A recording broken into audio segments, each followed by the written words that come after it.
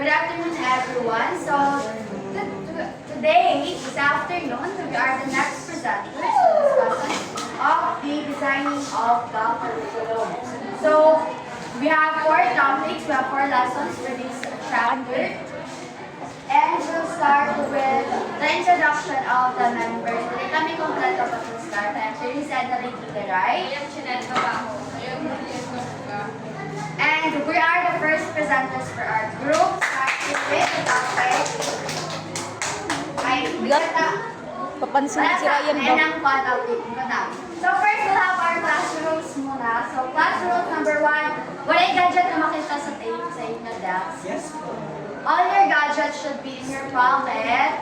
Okay? Rule number 2, zip your mouth when someone is speaking. Tago. When someone is speaking, okay, zip your mouth. Everyone, zip your mouth. Good. Number 3, mutual respect between friends. Kung may suggestion or may opinion ng iyong classmates, let them share as long as respect sa pag gusto niya mag-share, tell us kung gusto niyo. And then number 4, raise your hand if you have something to say. I'm gonna go. So we could have respect each other. And all, raise your hand. And then, we'll start with the first lesson, which is the teacher as curriculum designer, to be discussed by Miss Juliet Tabuco.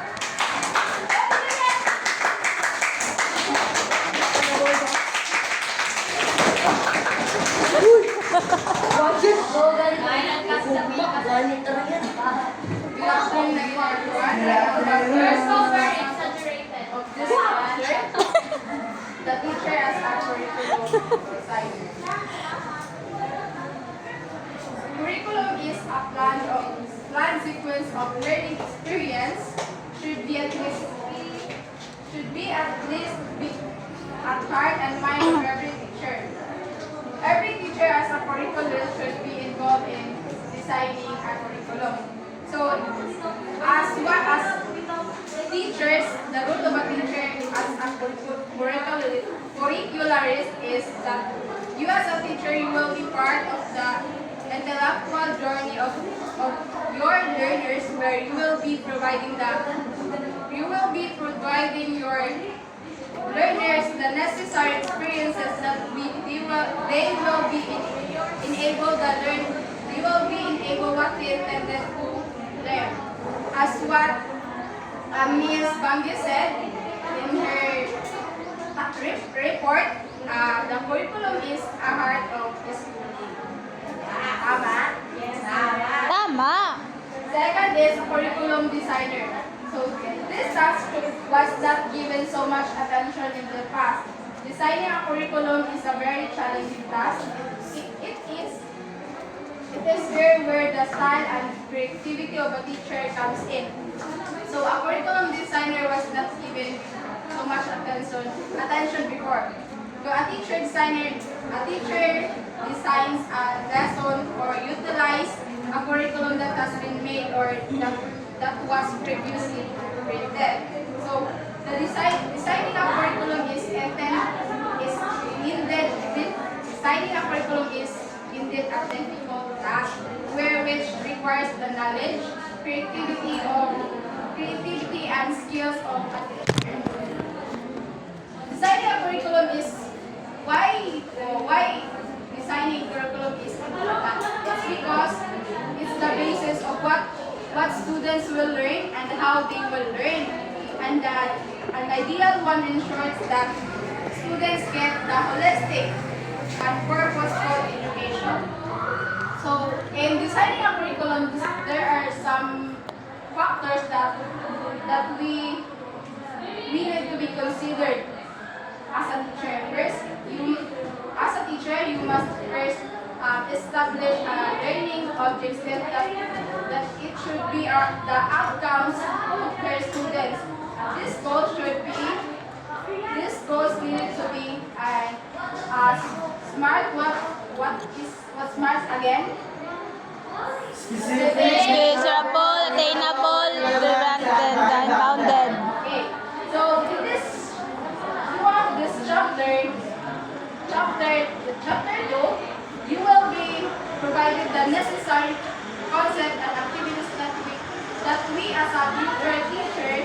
can refer as we prepare ourselves to be a curriculum designer in the future.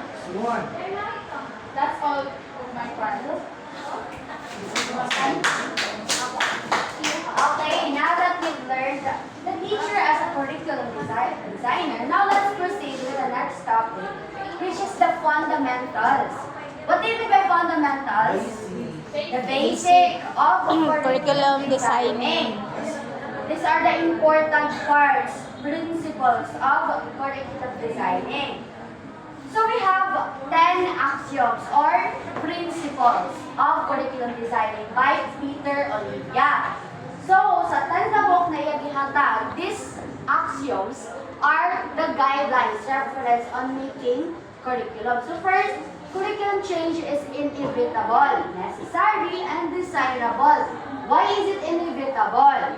It's because the world keeps changing, which means needs keeps changing and solutions keeps changing. So, ang curriculum designing keeps changing. Okay? Necessary sab siya to suit the new environment that we have. Okay? And then, it is also desirable kay if the curriculum suits the environment, then it becomes desirable for the new environment. Then next is, curriculum is a product of its time. Parihan ng pandemic. The curriculum we use ang modular. And that is curriculum because we transitioned into the use of module because it is pandemic time. And with the module, that curriculum became a product of that period of time. Okay, gets? Next is, curriculum changes made earlier can exist concurrently with newer curriculum changes. So if ang old curriculum and then my new curriculum, they could coexist, pwede sila parang mag-exist at the same time. It is because, as said by Mr. Castor sa ating mga klase, discussion, that curriculum, the old curriculum, may nag-exist na to, na effective siya, mo effect yapon siya sa newer curriculum. That's why old curriculum and new curriculum could coexist, okay? So, pwede na ito gamitin na basihan ang old curriculum for new curriculum. Then next is, curriculum change depends on people and who will implement the change. Since teachers ang implementers of the curriculum, so the curriculum would still depend on the teacher's way of implementing the curriculum. Okay? Next is, curriculum development is a cooperative group activity. Why is curriculum designing a cooperative group activity? It is because dili na kung teacher ang mag-design. Tama, dili na kung teacher ang himo. Yaan sa bang? Students. Yaan sa mga stakeholders. Mukuan sa sila mo. Take part gyapon sila. Yaon gyapon ang mga tao outside the classroom. Mo-contribute gyapon sila sa paghimo ng curriculum. Okay, next. Curriculum development is a decision-making process made from choices of alternatives. Nga choices of alternatives. Okay?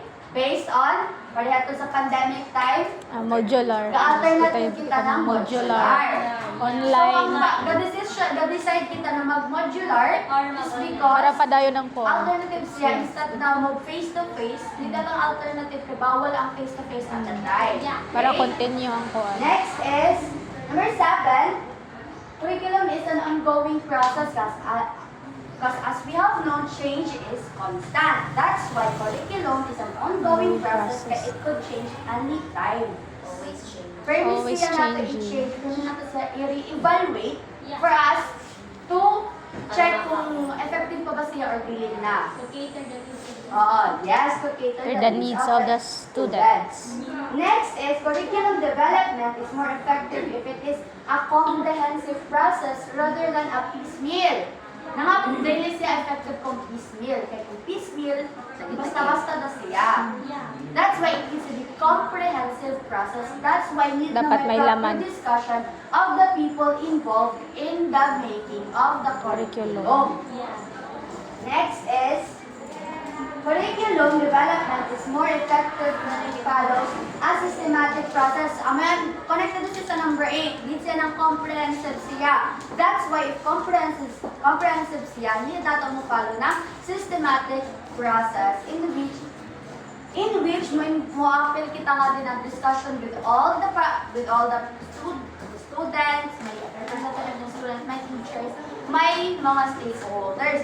And ang nila i-discuss with this systematic process. I-appeal nila ang outcomes, ang objectives ng curriculum na himuon. And then, unin mga resources na ato i-appeal nga na curriculum, unin mga kind of evaluation na ato gamiton for that kind of curriculum. And then lastly sa principles is curriculum development starts from where the curriculum is. Curriculum planners and designers should begin with existing curriculum. So as we have said kanina, old curriculum and new curriculum could coexist. It is because the new curriculum couldn't be done without referring from the old curriculum. Yes. Correct. Okay? Yes. Alam, balik ko na to from 1 to 10 na principles. What was the first curriculum principle? Alam mo sila sa Tawad Stan. Number 2 na yun. It's a prank. Okay, number 1 is Curriculum change is inevitable, necessary, and desirable. Curriculum is the product of its time. next. Curriculum changes made and exist Push. Next. Curriculum change depends on the people who will implement the change. Curriculum development is a cooperative work activity. Next. Curriculum development is a decision-making process made from choices of alternatives. Next. Curriculum development is an ongoing process. Next. Curriculum development is more effective if it is a comprehensive process rather than a piecemeal. Curriculum development is more effective when it follows a systematic process.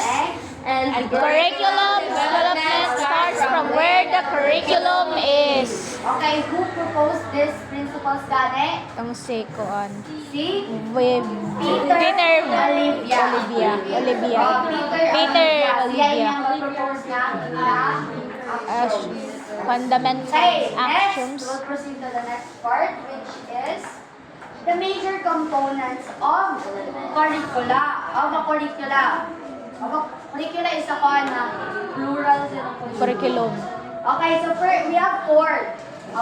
Usually natin mabatian. First is ang outcomes, learning outcomes. Kung part yan siya always ng curriculum. Next is subject matter, and then teaching and learning method. Tapos last is ang assessment. So as learning outcomes, so ganit mga na domain sa ating include sa learning outcomes. Cognitive, psychomotor, and affective. affective. So there are 3 learning outcomes SA. na ato yung when it comes to making the curriculum. And then next is the subject matter. Subject matter, yun na nato ibutang kuno na content ang ato i-appeal sa curriculum. And then next is the teaching learning method. What kind of resources or what kind of strategy would be implemented for that kind of curriculum? Next is, lastly is the assessment. Ano namang assessment? How are we going to measure the learning of the student with the use of with that kind of Curriculum. Okay, gets found? What are the major components of curricula? Learning, subject matter, assessment. Yes, that's right. Next, we have elements or components of a curriculum design. So, curriculum is not just curriculum. Ang curriculum, it could be called as the lesson plan. Sa ato college, the syllabus. Syllabus. May natong tawag na curriculum. Yes, ang iba natawagan siya unit plan. Sa elementary ba ba? May unit. Plan ang tawag yung sa ilalim. Course design for BEd, di ba, galahi isang kita, yung CEO na to, galahi kita. Course design ang tawag yaon. Since by course ang pagkahimo ng curriculum. Next is lesson plan as a mini-school curriculum. So, kaya siya kagaya na sa curriculum, ano yung mga sodi, ano yung components na makita dapat sa lesson plan. So, sa lesson plan niya, ang po ng learning outcome. Next, ang subject matter or content, and then teaching learning methods, and the assessment or evaluation. So, let's start with behavioral objectives or intended Learning outcomes. Learning outcome. So, nga day, pinaka key point sa amin na part is begin with the end view. Diba, pero yun yung diwan pa sa ato. Intended learning outcome, ato talawag una gusto makita at the end of the lesson. So, may basically lesson plan needs to see kung nato gusto kayo makita sa students, kung nato gusto makuha. That's the meaning of behavioral objectives or intended learning outcomes. Commonly, here, ang makita nato ay ang cognitive domain and the psychomotor domain. Dili ko, sa intended learning outcomes ko, hindi pinaka-common ng affective. Sa hindi affective, kasi importante, ang cognitive and the psychomotor. Pero other subjects, other contents would still include the affective domain. And then, na-mention kagay na, nadyan na to, na nilaang na, dapat ang ato objectives should be smart. Stay smart. And then, also, ang ato domain, ang ato objectives should follow the Bloom's taxonomy. Iya, remembering, understanding, may application is up, may analyzation, may evaluation, and may prediction. May product ang lang. Dapat may makita na outcome. Di ba? Yeah. Ano yung dapat suot ng behavioral? Koan. End-view, yes. Dapat may end-view niya. Na pa? Objectives. Yes. Three domain. Smart. Yes, dapat smart. Na pa? Dapat siya kasunod sa? Bloom's taxonomy. That's right. Now, and that ends my part. Go, Chinek! Go. Good afternoon, everyone.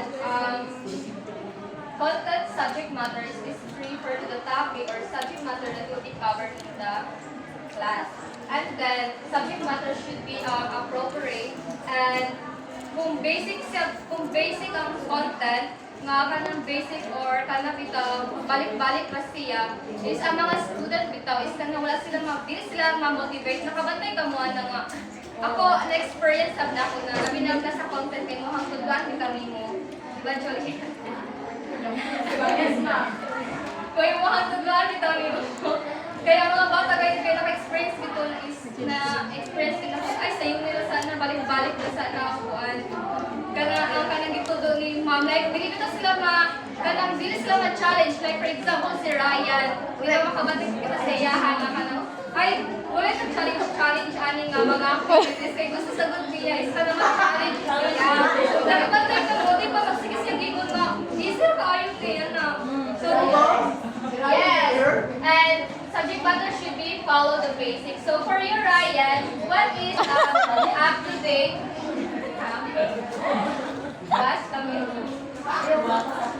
So for you, Ryan, so what is up to date? Up to date.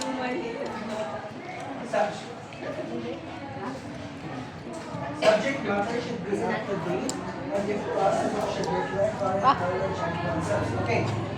For example, just what Mr. said, there are a lot of curriculums that we utilize here in the classroom.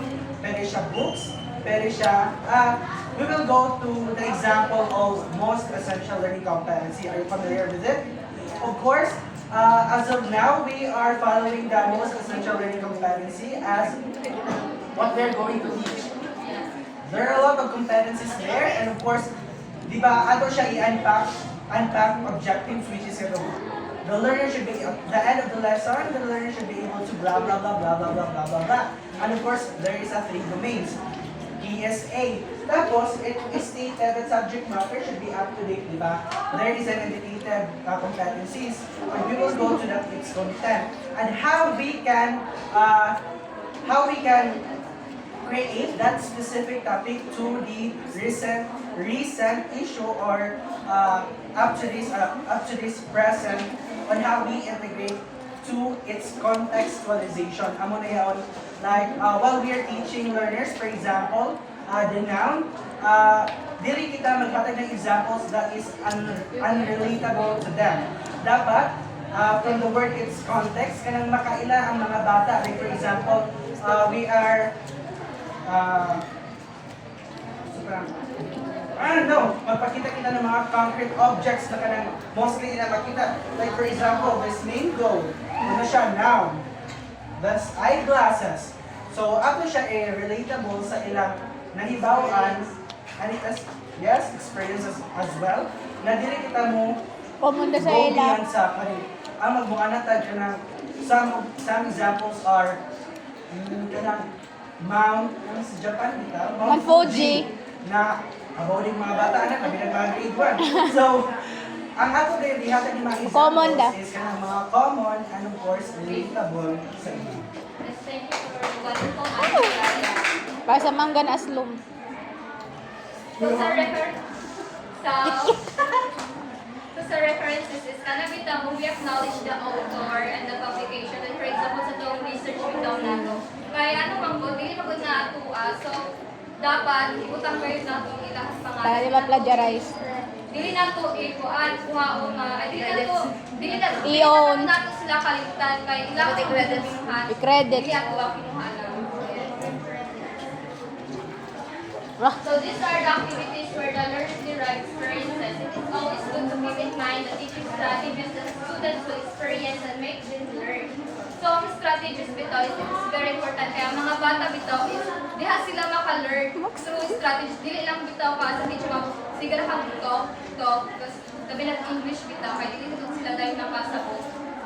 And then the teaching learning method should allow cooperation,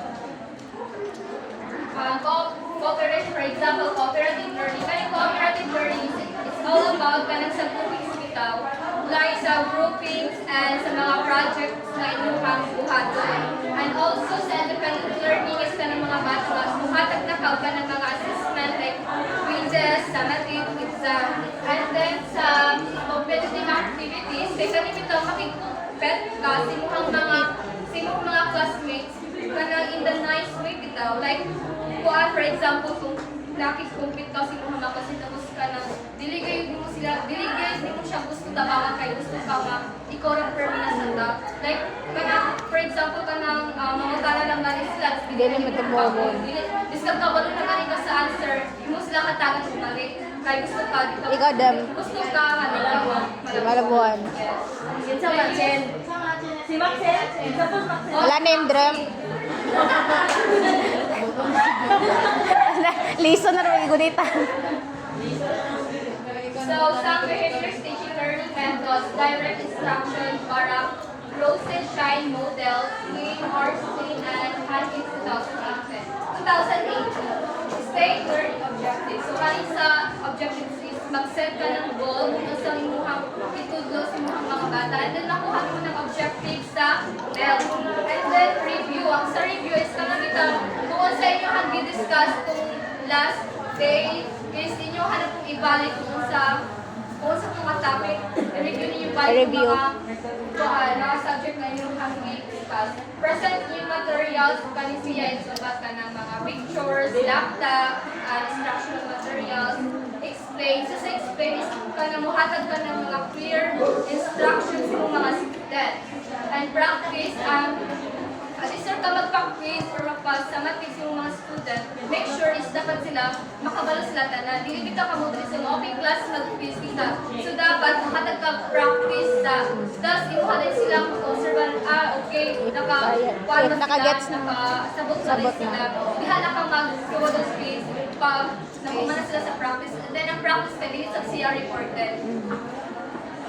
So check for understanding. So kali sa check for understanding is kanang dili ka siya mawala na mag-seek ka question.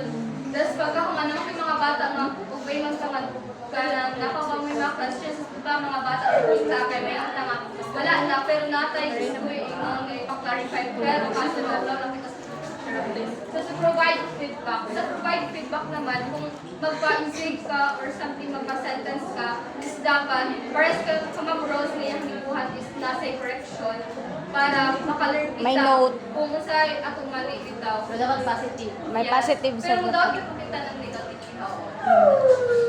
Pero ang negative, pinanice way. Sa performance is ka ng diha na i-assess nimo itong mga bata because imo ang ikabuhan sa ilaha. And then, kanang during practice bitaw is dapat maabot bitaw nilang 80% nga kanang Grabe, magsiparuman. na naka-learn gayon sila sa iba. And then sa review, yes, ang sa review and test is alis na ko magpa-exam, mag-review sa amin ka mo. Hindi din ka mo meron tayo mga kuan. Sige na, exam na kita. Sa guided instruction, Arts sa ba ya? review naman is dihanap po i-review na sa mo kung may quality siya. Sa review, magbalik sa Winter. kung sa napag inyong i-discuss.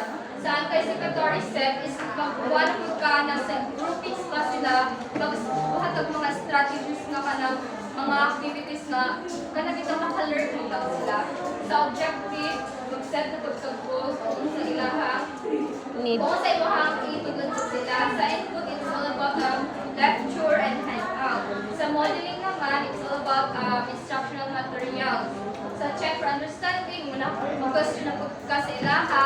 After mag-discuss, mag-question ka kung nakabay. Clarification. Sa guided practice, maghatod ka ng practice sa ilaha. And then, independent practice, sa ilaha na siya, mas feeling gihapon na sila. Same lang gihapon na siya, independent and guided. Kaya sa independent, Sila mismo. Pwede na sa ilaha. guys, so gihapon niyo mo tanawon gihapon Oo. niyo sa ilaha. Sila nakasagot. Assignment, So, sa individual. mastery learning, clarify. Ang sa clarify is dapat kayo, clear kayo siya ang instruction. Then, ang sa enforce Yes, naman is kanang itudo ni mo ang kanang lesson sa tanan, alisir ka magkuhan. Alisir ka magpa-activity. Buhata o grade test. Then, sa group naman is kanang dapat sa whole class bitaw is dapat umabot sa siya o sa 80% na mastery sa imuhang mga student kay imuhang itudlo. Kaya may dapat pag-exam kita, sito og anak crush ka lang kinsay, bali sa number 1. Analysis. Item analysis. Oo na dapat siya mabot kayo siya sa 80% or 75%. Kaya para makatanaw sa teacher kung asa siya, kung asa kita nagka-kuan, gamay ang score. Yes. Sa enrich and correct, of course, kanang i-correct kayo nato. Like, dili din kita mo hatag dayo. So, kanang dili din kita mo jump sa another topic. Topic. Sa monitoring, monitor na itong mga student. And sa post-test, hatag kang post-test sa individual sa ating tanan. Sa assess performance, mag-assess na kung kasi ilang performance kung buwan na sila, nagbuhat pa sila sa imuhang ihatag, and then kung masagot ko sila, balik-balik lang yun siya. Suko. Sa i-teach, kung wala ito naabot sa 80%, 75% ang mastery sa mga student, i-teach na po din mo. May progress pa sila. Subayon ni mo. So, bayan ng Kung maasag. wala yung progress nila, ha? Ikaw na Something wrong. Then, sa this systematic instructions sa review na subject, review na subject mo kung itong inyong discuss na po sa development. Kanang sa review ito is kanang sa mga homework. Like sa development is manawag pag student kung usay na sa ilahang assignment. Then sa assess comprehension is kanang mag-ask kag question kung unsa na una kasagot ba sila sa imuhang gihatag na assignment sa ilaha. And then sa set work is maghatag kag set work sa ilaha nga kuan sila sa tanan maka-answer. This accountability check for the understanding sa homework maghatag kag assignment sa ilaha. And then special reviews i-review na pud nimo otro tong mga Tapos. sa ilaha.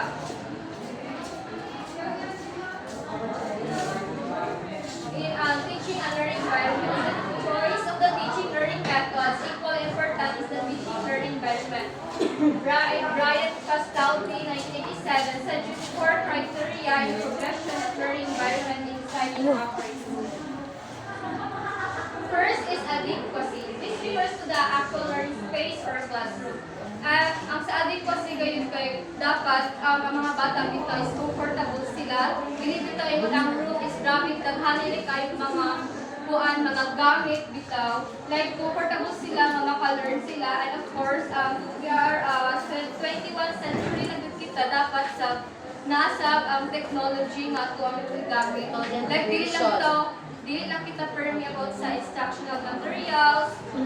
Like dapat may ato plan A and plan B. Sa suitability, suitability is kanang imong paghatag og activities sila is kanang bitaw kuan sana kana ang mga learners kanang age kana ang mga bata bitaw is kana makarelate sila sa imuhang gihatag activities. Like for example, kuha na sila grade 4 kasi imong gihatag nga kanang activities sila kay basic lang kanang dili ka musod sila ang age nga imong gihatag sila ang kuan. And then sa efficiency, this refers to operational and instructional effectiveness. So sa operational, it's all about kuan. Operational is about time, money. Kaya pala sa efficiency manggod is dapat budgeting. Dili dapat kita yung mga kanang kuan kana magpalapit kita maggastos sa instructional materials. Dapat kawasan kita sa budgeting, sa time management, and then sa kuan economic kung imuhang gibuhat nga instructional materials instead na bitaw work it bitaw sa mga grabe nimo paggasto. Like for example nakoy kuan nakoy among sili nga nagbusto sa PNU and then brand them niya and then iyang nagasto is 15K. Tabang. 15K. Tabang. Sa economic ni ha, economic cost effectiveness 15K. So para sa ako is worth it siya. Kaya nga no, Magamit sa siyasa. as in, nindot iyahang pag ano sa grand demo and then sa pagkuhan sa mga instructor sa like as in a shock na ito kung pila na ito na kung isa na iyahagit na itong ganang ipunan nito niya.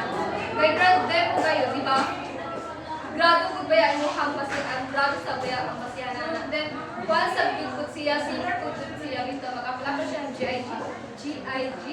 Pero ang gig na, Gig. o kanang banda ba, tapos sa siya, so, Gig. gig. Gig. Kuya, tingnan mo na to sa GIG.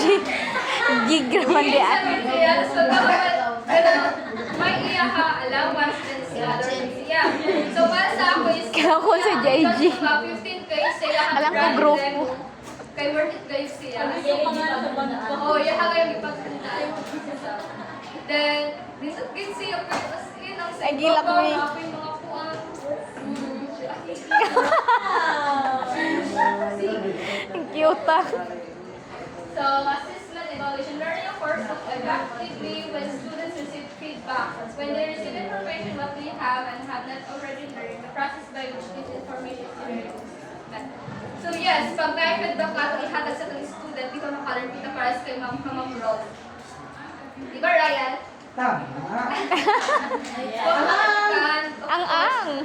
Kanang di dapat na itong makalimtan ng kanang mga feedback nga atong ihatag sa itong student. Yes, teacher. So self-assessment through which a student learns to monitor Taas, sir, katsidit ko eh. self-assessment. Bakit? Kanang muhatag ka ng mga assessment ka para sa ilahan, then dihasab sila makakuan. Dihasab nila makuha ang ilahang prior knowledge. Kung asa sila, may evaluate nila ilahang Self. galing nila. Sa per assessment, example sa per assessment, kanamit naman sa groupings.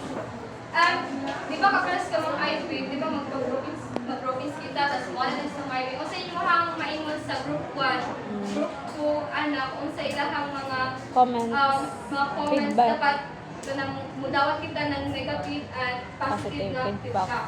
So sa teacher assessment naman, ito magawag na dapat sa teacher is prepare siya, and then makakasag siya ang feedback sa yung students' performance. Assessment may be formative or summative when assessment task is involved in element of goals. So, ang assessment is kanang sama din sa siya, and then sa sama din, diha sa magbuha o ka ng grado si teacher sa mga student. Then ang student, makalearn sa siya through sa iyang weakness o sa strength niya.